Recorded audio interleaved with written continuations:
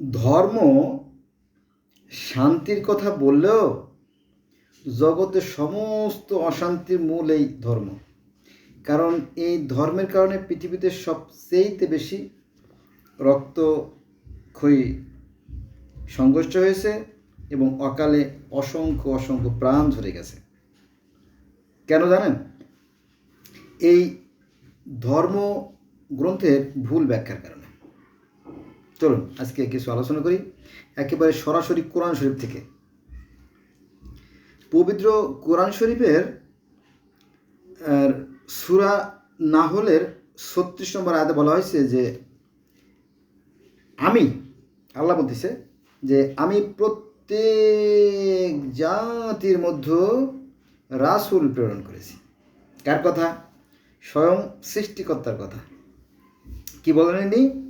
সৃষ্টিকর্তা বলেন যে আমি প্রত্যেক জাতির জন্য রাসূল প্রেরণ করেছি। কেন প্রেরণ করেছি? এই নির্দেশ দিয়ে প্রেরণ করেছি বা এই জন্য প্রেরণ করেছি যে তোমরা একমাত্র আল্লাহর ইবাদত করো এবং তাগুতকে বর্জন করো। আল্লাহ বলতে এখানে সৃষ্টিকর্তার উপাসনা করো, ধ্যান করো, তপস্যা করো, আলোচনা করো, যজ্ঞ করো, যাই করো করো। আর তাগুত মানে কি? পিশাচ, শয়তান, ডেভিল, আজাজিল, এই তাগুতকে, শয়তানকে বর্জন করো। ঠিক আছে? কিন্তু মানুষ স্বভাবতই একটা কি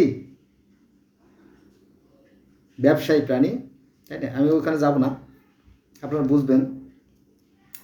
ফলে তারা এই ধর্ম নিয়ে শুরু করছে যত অশান্তি। ফলে আমাদের সমাজে আর কোনো শান্তি রইল না। বোঝা গেছে বিষয়টা? এর সাথে আর একটা